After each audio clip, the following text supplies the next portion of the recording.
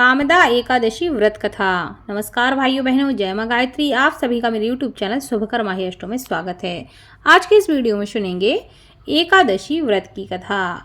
आज के दिन कामदा एकादशी व्रत की कथा को सुनने का विशेष महत्व है और माना जाता है कि इस कथा को सुनने से समस्त प्रकार की कामनाएं पूरी होती हैं। इसलिए इस व्रत कथा को संपूर्ण श्रद्धा भाव के साथ सुनना चाहिए। हर माह में कृष्ण और शुक्ल पक्ष की एकादशी तिथि पर एकादशी का व्रत किया जाता है।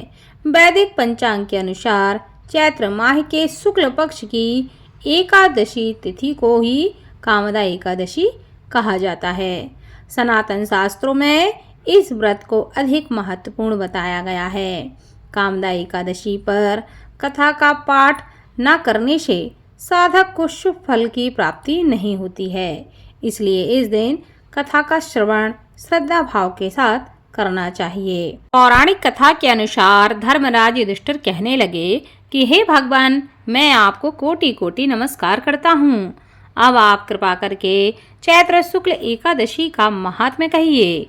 श्री कृष्ण जी कहने लगे कि हे धर्मराज, यही प्रश्न एक समय राजा दिलीप ने गुरु वशिष्ठ जी से किया था और जो समाधान उन्होंने उन्हें बताया था वही मैं आज तुमको कहकर बताता हूँ।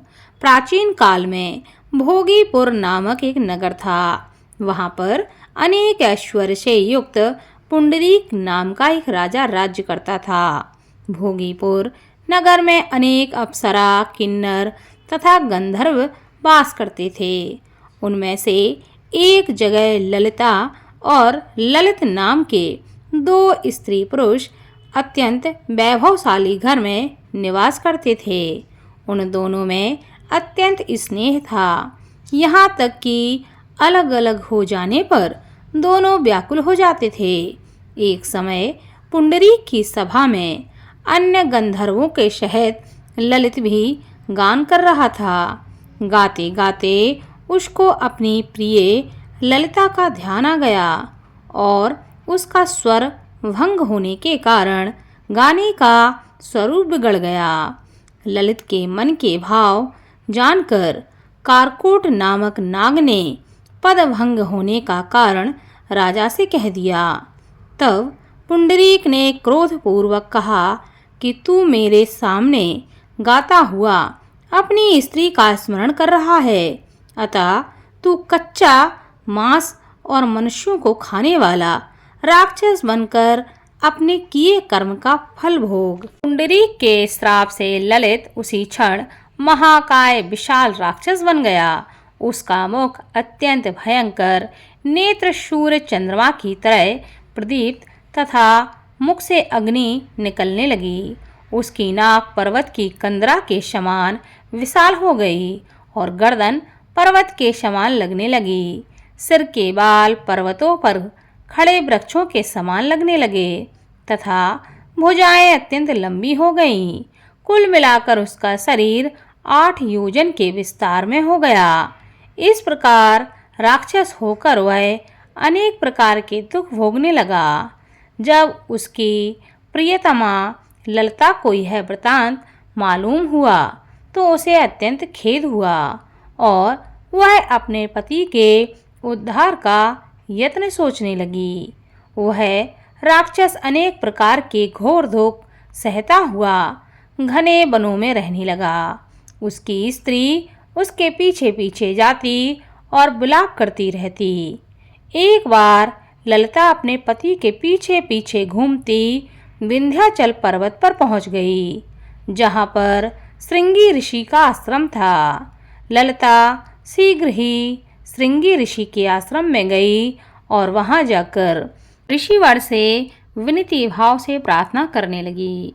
उसे देखकर श्रृंगी ऋषि बोले कि हे शुभगे, तुम कौन हो और यहाँ किस लिए आई हो? ललिता बोली कि हे मुनिवर, मेरा नाम ललिता है। मेरा पति राजा पुंडरीक के श्राप से विशालकाय राक्षस बन गया है। इसका मुझको महान दुख है। उसके उद्धार का कोई उपाय बताएं। श्रृंगी ऋषि कहने लगे कि हे गंधर्व कन्या, अब चैत्र शुक्ल एकादशी आने वाली है, जिसका नाम कामदा एकादशी है। इसका व्रत करने से, इसकी कथा सुनने से मनुष्य के सब कार्य सिद्ध होते हैं। यदि तुम कामदा एकादशी का व्रत करके उसके पुण्य का फल अपने पति को दे दो तो शीघ्र ही वह राक्षस योनि से मुक्त हो जाएगा और राजा का श्राप भी समाप्त हो जाएगा। मुनि के ऐसे वचन सुनकर ललिता ने चैत्र शुक्ल एकादशी आने पर उसका व्रत किया और द्वादशी को ब्राह्मणों के सामने अपने व्रत का फल अपने पति को देती हुई भगवान से इस प्रकार प्रार्थना करने लगी, हे प्रभु, मैंने जो यह व्रत किया है इसका फल मेरे पतिदेव को प्राप्त हो जाए, जिससे वह राक्षस योनि से मुक्त हो जाए। एकादशी का फल देते ही उसका पति राक्षस योनि से मुक्त होकर अपने पुराने स्वरूप को प्राप्त हुआ। फिर अनेक सुंदर आभूषणों से युक्त होकर ललिता के साथ विहार करने लगा।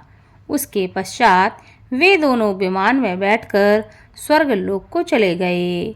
वशिष्ठ मुनि कहने लगे कि हे राजन, इस व्रत को विधि पूर्वक करने से समस्त पाप नष्ट हो जाते हैं तथा राक्षस आदि की योनि से भी मनुष्य छूट जाता है। संसार में इसके बराबर कोई दूसरा व्रत नहीं है। इसकी कथा पढ़ने तथा सुनने से वाजपेयी यज्ञ का फल प्राप्त होता है। बोलो भगवान लक्ष्मी नारायण की जय।